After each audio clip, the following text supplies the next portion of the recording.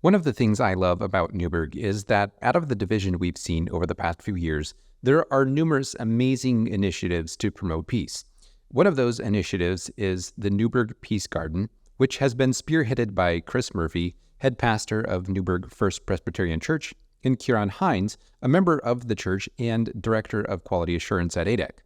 In this episode, we'll be discussing what Newberg Peace Garden is, how it got started, the future vision of the garden, and several unique features that really make it a great asset to our community. Hi, I'm Daniel Roberts, a local realtor in Newberg, a Rotarian, an ambassador for our Chamber of Commerce, and a member of several local community organizations. And whether you're new to Newberg and want to learn more about what makes this town special, or you're a local who just wants to do your part to improve your community, or you just want to learn about the great organizations out there, this podcast is for you. The Giving Town podcast is all about sharing stories of the people and organizations who give of their time and resources to make Newberg great. I also have Living in Newberg YouTube channel, which is all about what it's like living in Newberg. So if you like these podcasts, you'll probably enjoy that channel as well. This podcast is also brought to you by my real estate team, the Joyful Roberts Group, and it's part of our mission to serve this community not only by providing amazing service to our clients, but to also help Newberg be an even better place to live.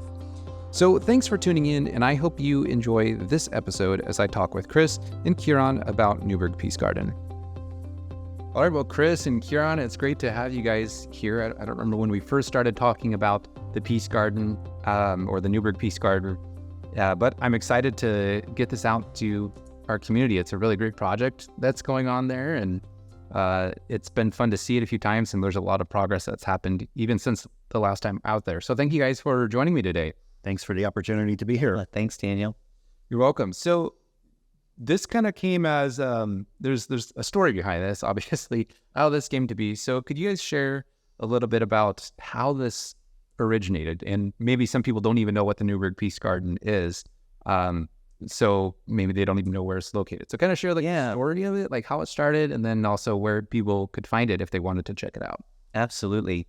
So I'm the pastor at Newberg First Presbyterian Church, and I've been there a little bit less than 6 years now.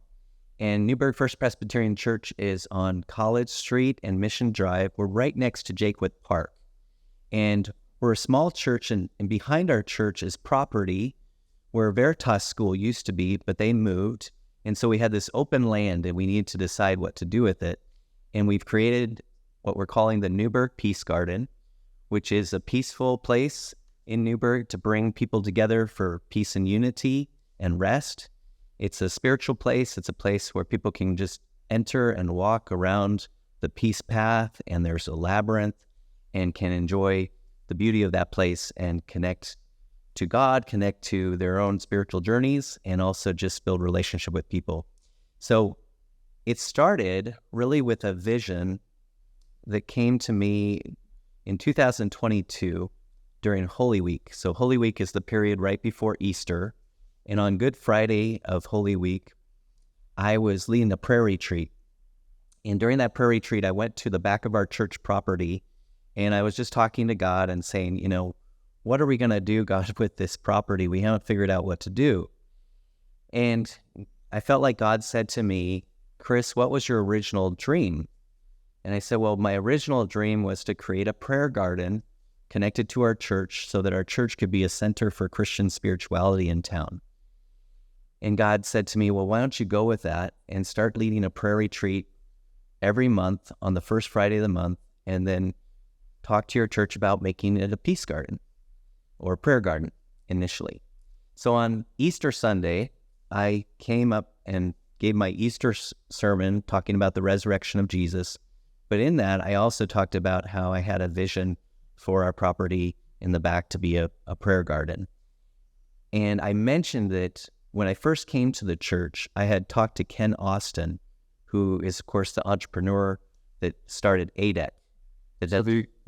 Ken Austin Sr.? Ken Austin Sr., yes. And so I had met with Ken when I first came to the church, and I met with him 2 or 3 times, and I asked him whether he had any advice for me as a new pastor in town in terms of what the direction of the church might be. And he said, well, I won't tell you the direction, but I will ask you a question, and that is, what is something distinctive about your church that could help serve the community of Newberg? Find out your uniqueness and then use that uniqueness to serve the community. And so I remembered that, and in my sermon I mentioned Ken talking about that and how in my heart I had always wanted to create a place that would focus on spirituality, spiritual formation, retreats, peace. And so in my sermon I'm talking about that. I'm talking about the vision of a prayer garden on our property. And after the sermon, Ciaran Hynes comes up to me and says he would like to be the master gardener to create this garden on our property. Now, Ciaran had just been coming to our church with his wife Mindy and his children for a couple months, and had already started volunteering a little bit in the back, doing some mowing of the lawn.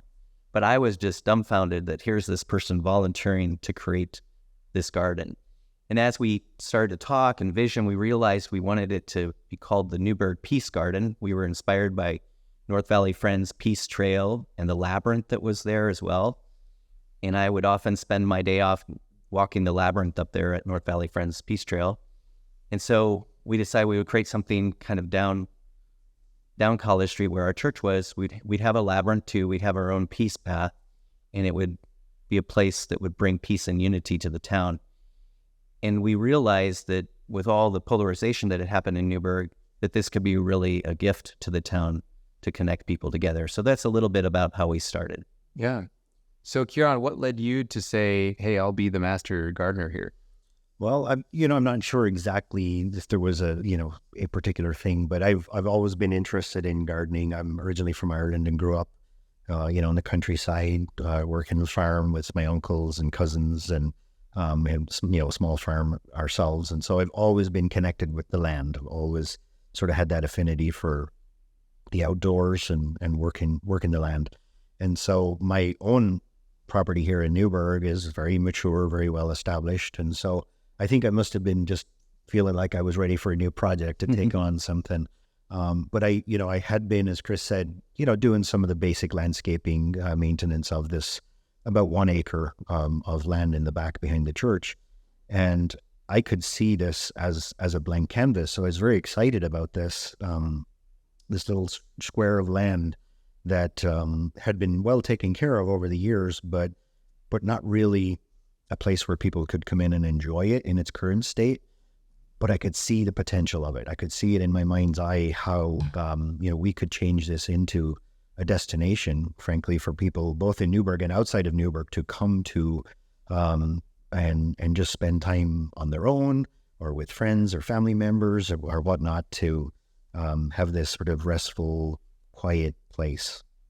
So tell me a little bit about what that process looked like. So I'm guessing it was just kind of a field, right? Maybe there's grass and weeds that were just kind of kept mowed down a little bit. So what does the process look like going from what it looks like right now to what it is? And maybe also if people are listening and want a visual, is there a visual somewhere online where they can look at like, what is the map of like what the plan is? Does that exist? Yeah, we do. In fact, so we do have a Facebook page that's open for anybody to go visit. It's Newberg Peace Garden. If you're on Facebook, you'll find it pretty easily.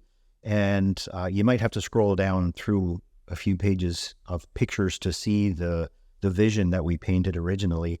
But that is how it started. We sat down essentially with a blank canvas. In fact, I went onto Google Maps and downloaded an aerial photograph of the property, and from there was able to scale off of that and create sort of an artist's impression, if you like, of what this garden could be. I've done some landscape design. That's sort of in my background, and so it was easy for me. I have all the tools to do that, and so created some conceptual renderings and things of what it could be, and shared it with Chris, and I think we shared it with the church leadership group, and had phenomenal support right off the bat for this project. And then we just started to work on it. Now, I have to say, I've been really impressed with the drawings and everything that you came up with. And I think it's probably worth noting because you're actually an engineer at A-dec, right? Mm-hmm. So I was like, only an engineer could do something this good. But recently I was mentioning before we started recording a conversation that I had with Tom Mead, who's over there. And he was mentioning to me the A-dec way. And this is kind of a segue a little bit, or actually more like a rabbit hole than a segue. But how does that A-dec way, and is part of that community service, because you've taken Absolutely. a lot of time out to do this. Yeah. I've been very blessed to be part of the A-dec family now for over 18 years, and very much inspired by Ken and Joanne Austin and their philanthropy and giving back to the community, especially here in Newberg.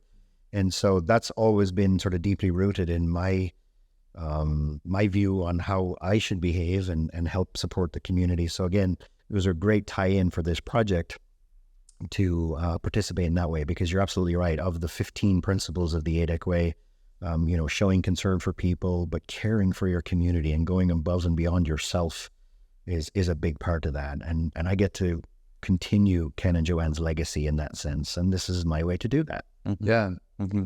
So going back to the Newberg Peace Garden, from the time and when did you actually start? When was this process taking place? When you actually... One of the things that happened after Ciaran said he would create the garden with me was that we received grant money from Portland Theological Seminary. It's a grant called Thriving Congregations Grant. And we received about $10,000 over a couple of years. We received a larger grant, but the portion that was given towards the Peace Garden was about $10,000. And so that gave us some initial funding. And then basically Ciaran started a vision with us about how to actually use that money to create the garden. So that was a little bit how it got going. Okay. Yeah. And when did the actual work you start on the ground? So we officially broke ground, I want to say around early July of 2022. So it hasn't been very long. Mm-hmm. And it is quite remarkable to look back at how much we've gotten done in such a short space of time.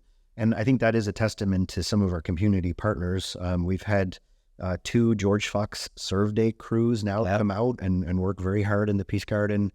We've had several teams over from A-dec. We've had some of the Rotary clubs get involved and things like that. So we're building tremendous momentum, getting a lot of work done in a pretty short space of time. Yeah, the George Fox students actually created the labyrinth. And a labyrinth is a circular path that is really a path where you can release your emotions and also just experience peace. It can be a prayer path, and it's been used in Christian circles for hundreds of years. And so it's a wonderful part of the garden, and really the George Fox students made it happen that first Serve Day that they participated with us, helping make the garden. So yeah, we've seen wonderful help from the community. Yeah. Tell me a little bit about that with the labyrinth, because I'm a very, my degree was also in engineering, so I can be very pragmatic or logical. And to me, it doesn't quite fit in with how my brain normally works. Like, why don't I just step across the stones and walk out? Yeah. So what is the design of a labyrinth? There's intention there. So how does that actually work to do what you're describing? Yeah. People look at a labyrinth and they first think it's a maze. They think it's some kind of path where you'll hit a dead end and have to reverse and figure out where to go. But it's not. It's actually a path that if you follow it from the outside in, it'll take you into the center eventually, but it takes about 15 minutes walking slowly. And then when you come to the center, you just kind of rest there and experience peace. While you're walking in, you may be praying about some area in your life you need some help from God, or you may just be working through some of your emotions or just enjoying the walk. But as you come into the center, you release any needs you have to God, and then you pray for God's love to just enfold you. And then you walk out the same way you came in. So it's a very restful experience. It's kinesthetic, as you're walking and reflecting.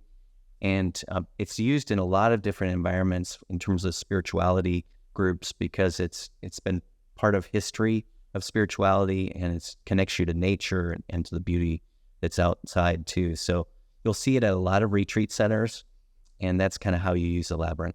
Okay. Oh, that's interesting to know. I'll have to go try that sometime, and knowing that, okay, you enter one way. Now, is there signage there that says like, hey, here's what a labyrinth is, here's how to use this?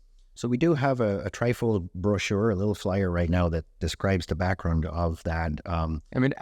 At the labyrinth itself on site? Not yet, but we're working on putting up just a little waterproof display case so that we can stuff those in there. That'll be coming here shortly. Mm-hmm. Okay. Mm-hmm. Yeah, that'd be interesting, because I would be the type of person I'd go and like, what am I supposed to to do with this? So thanks for that. That's helpful. Absolutely. The other question I had when you were talking earlier is the distinction between a prayer garden and peace garden. So how did you come up with the vision was for a prayer garden? Yes. And now it's Newberg Peace Garden. How did that transition happen? We really want this to be an inclusive place for people from lots of different backgrounds, different faith backgrounds, different spiritual backgrounds, people that identify with faith, people that may not identify with faith but just want to enjoy a peaceful place. So we knew the word peace is a very universal term that connects folks together. And we thought calling it Newberg Peace Garden would both build on the good work that's been done with North Valley Friends with the Peace Trail, and they sort of see a connection there, but also it would contribute to this peace project that a lot of us are working on in Newberg, that it would be a place that people would just know, okay, if I come here and enjoy this place, I'm going to experience peace. And because it's open to the community, it's fostering peace for different folks and people. It's supposed to be really welcoming to people of all cultures, all different backgrounds, a safe place for everyone. In that way, so by calling it a prayer garden, people could get potentially the wrong idea, Right. feel excluded. Yeah, a prayer garden certainly is how we use it at times, but the idea of calling it a peace garden is it's not necessarily always for like a Christian event, but it can be for anyone that just wants to find a comfortable place to enjoy some time. Yeah, and anyone is welcome at any time to go and use it. Is that correct? Yeah, it's going to be open, when the sun comes up, and when the sun goes down, it'll be closed. And it's designed so that people who come onto the property and use it, it's a sacred place, so it should be a quiet place generally. We'll have some events that may be a little different, where we'll have music or some gatherings for children. That'll feel a little different, but just the general use will be quiet, reflective space. And there's also, but actually, maybe this would be a question for you, Ciaran, is describing a little bit in case people are driving or they can't actually look up what it looks like. Can you describe some of the different features? Yeah, I'd love to. Yeah, so the whole garden is about an acre, so it's a good size, and it's like, as Chris said, in behind the church. There's a peace trail, first of all, and I've not measured it out yet. I'm curious to see actually how long this trail is altogether, but there's a series of loops, and part of my intent with the design for the garden is that you can experience it in a different way every time you visit it. And so if you want to just take a short loop and just a quick walk around, you can do that. There's a more extensive loop. You can approach it in different ways and take different paths. Basically, they fork and rejoin and different things like that. So that's maybe the first feature is the paths. And that's completely done. That's finished and ready for use. As Chris mentioned, we have the labyrinth. It's about a 60-foot diameter labyrinth modeled off of very similar to the North Valley Church labyrinth, although in our case, ours is primarily gravel with river rock. So it's got some fun character to it, I think. We have several park benches to just come and sit quietly, rest, read, reflect, whatever it is you want to do. And we'll be adding more benches over time.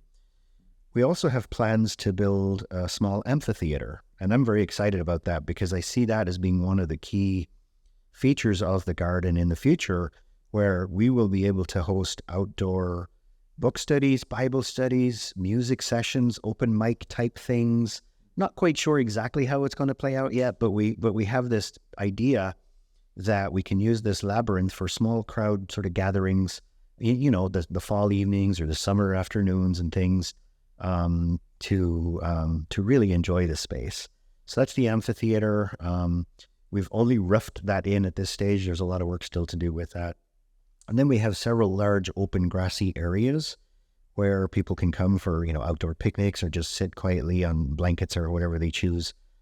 Sometime in the future, we may open it up for events like outdoor weddings or Easter egg hunts and different things like that. So there's a lot of potential in that regard. The newest part of the garden, and something that I'm so thankful to our friends at the Newberg Rotary Peace Committee for, is we have what we're calling our Zen garden. And it's just a small piece of the garden very close to the church buildings, where we have actually installed a ginkgo tree as a centerpiece. And this ginkgo tree is one of two ginkgo trees the seeds of these trees, as I understand it, came from a ginkgo tree in Hiroshima that survived the atomic bomb. And so it's a very, very special tree for us to have. And it just tells this remarkable story. And I've got the biography of this parent tree. So we'll link it on the website so you can read about it. Just a phenomenal story, and we're just really proud to have that as a centerpiece in our garden.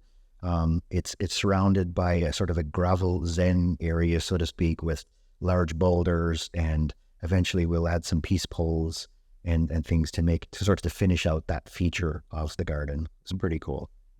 And one of the things I remember you mentioning is it's designed in a certain way so that you can't see the rest of the garden from any one point, right? So you have to move through it, right? Right. That was a big part of my vision as well. And that's just sort of part of my style of landscape design, is that I don't want to be able to see the entire garden from any one vantage point, that you have to move through it. And that allows you then to experience the garden in different ways, depending on the approach you take.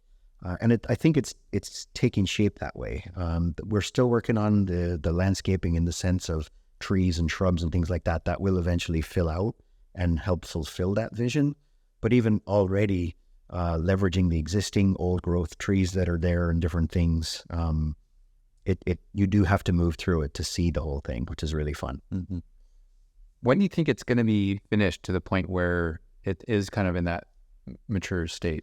That is the big question. You know, when I think about the initial heavy lift of installing the paths and the big features, we're probably somewhere around 80% complete of that initial heavy lift.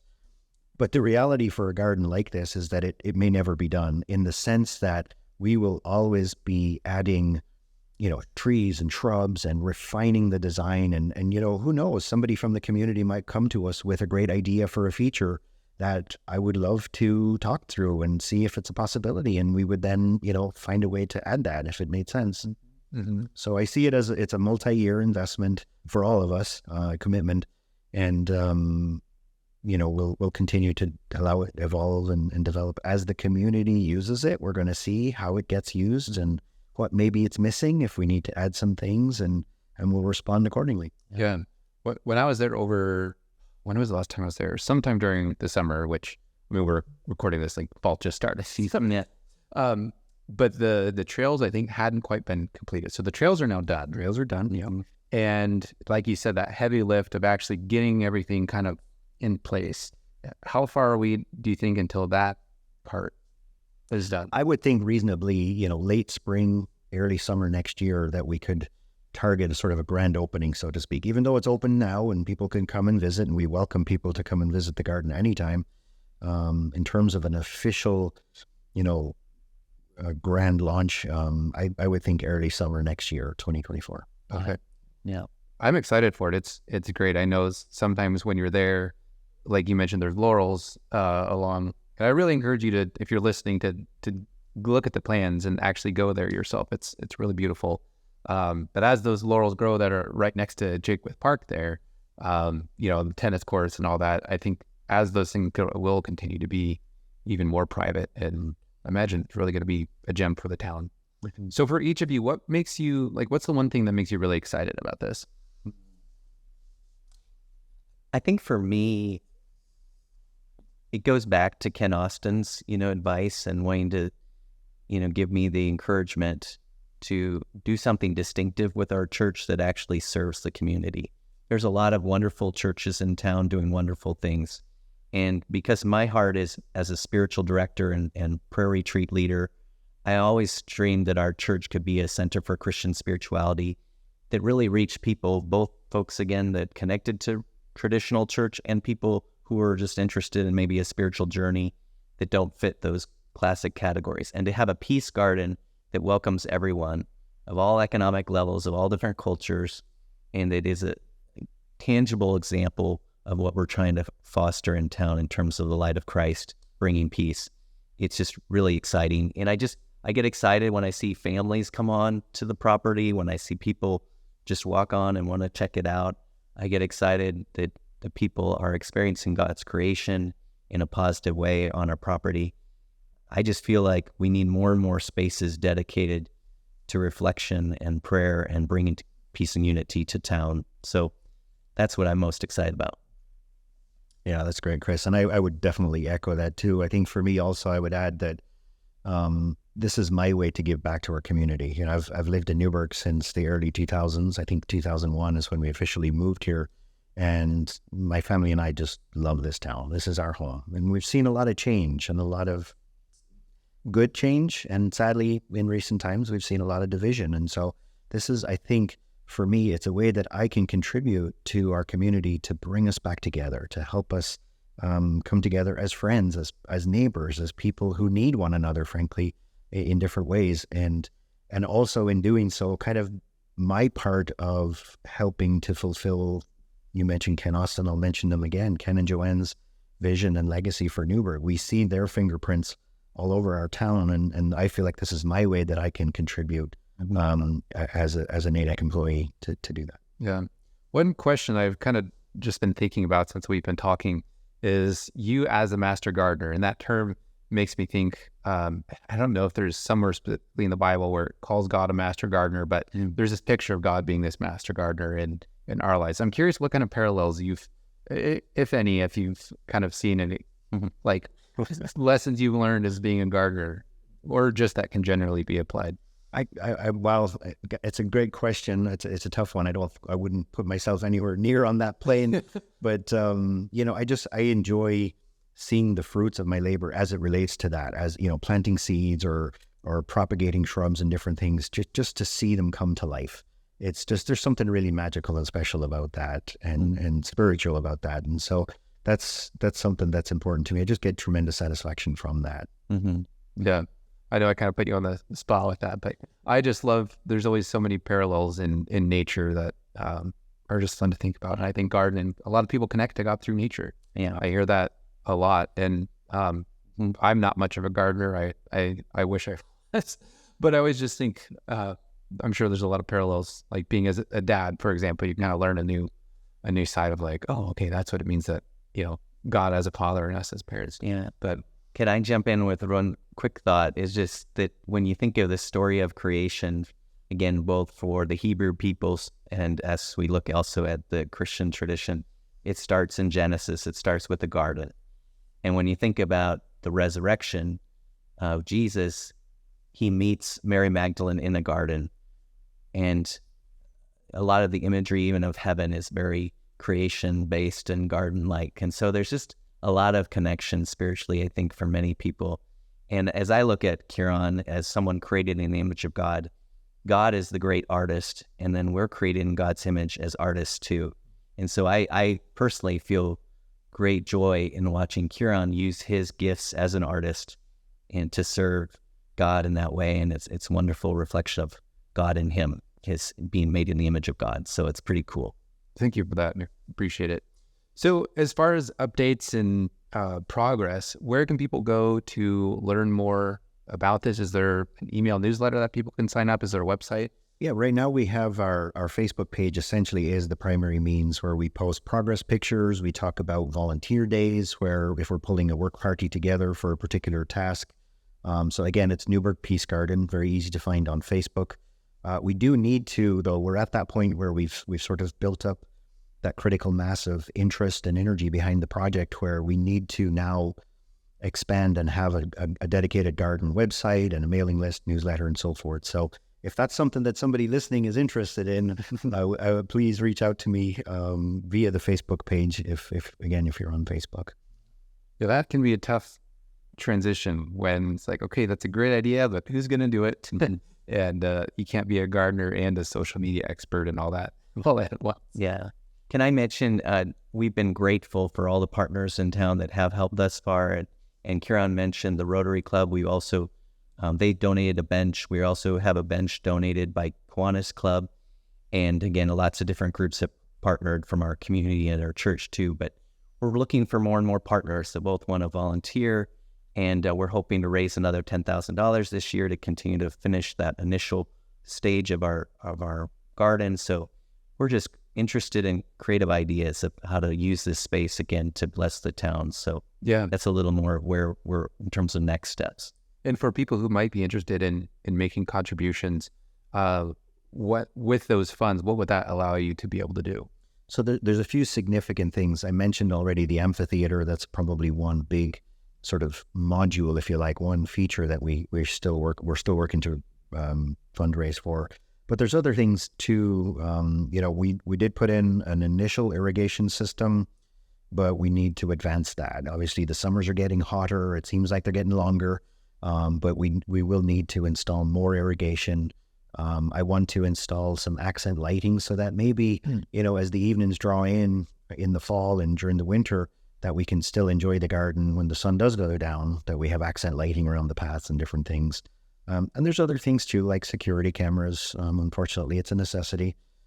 So there are things like that, not to mention, of course, the trees and shrubs themselves, and adding more benches and features like that as well.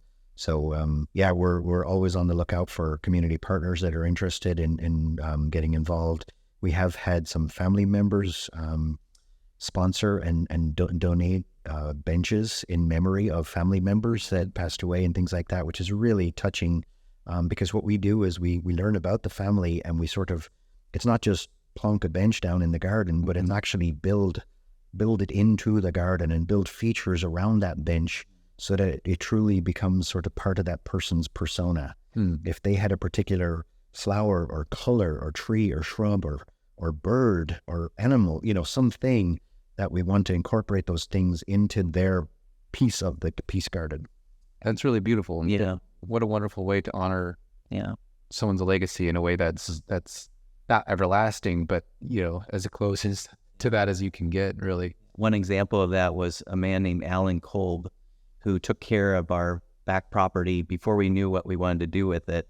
But he was very dedicated, and he passed away a few months, actually, about the time Ciaran was coming.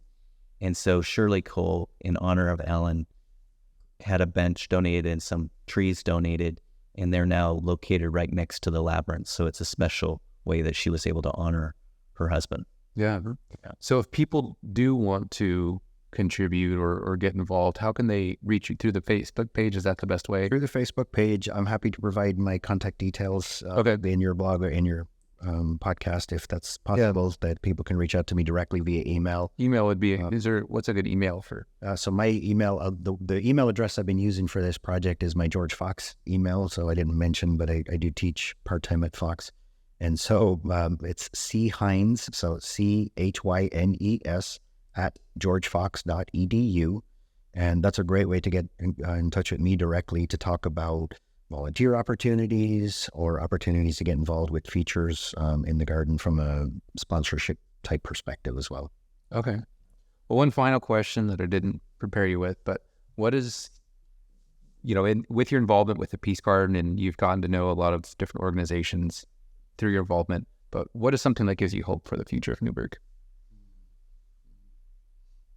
I think that our Newberg Peace Garden is one of many things happening in town. The Civility Project, the other efforts that are trying to bring people together for conversation. There's been some wonderful forums learning more about houselessness in town. I've been really appreciative of United Neighbors and all the good work that's being done to just say, let's learn from each other, let's partner together, let's work for peace and justice, let's work for listening to each other's stories and perspectives. So I feel like there's a movement right now that is really positive, bringing people together. And I have hope because of that. I feel like the Holy Spirit is at work to help us go towards the future in a way that is positive and that seeks unity and peace. So I just feel like there's a lot of history in this town full of wonderful gifts, and a lot of new people coming to Newberg too, bringing their gifts and their passions. So it's a growing community. I love that we're in wine country. I love that we're in such a beautiful place. I love the faith communities here. There's so much hope, and I think we're ready to vision together again. Yeah, I'm reminded of a quote by that I heard, at least not attributed to Dr. Joe Morlock, but he said it one night, one infamous night, that after the darkest dark comes the brightest light. And I feel like that we've turned that corner, that we may not have seen the brightest light yet, but the darkest dark is over, and we're in this healing time for our community. And so that gives me hope. Yeah. Well, thank you both. It's been fun getting to see the progress. It's been a pleasure getting to know you guys, and I really appreciate the work that you're doing. I really do think this is an amazing gift to our community to take land. The land is a very valuable asset, and to do something and open it up to the community really says a lot for the character and I think the mission of your church. So thank you. It's been great talking to you both, and look forward to continuing to go and see the progress on the Peace Garden. Thanks, Daniel. Thanks for the opportunity to be here. Yeah, thank you, Daniel, and for all you're doing. Thank you for tuning in to the Giving Town podcast. If you enjoyed this episode, please consider sharing it with a friend who you think might benefit from hearing it. While more and more people are continuing to hear about this podcast, I still need your help to spread the message about all the people and organizations that make Newberg so great. Well, thanks for tuning in, and I'll catch you in the next episode.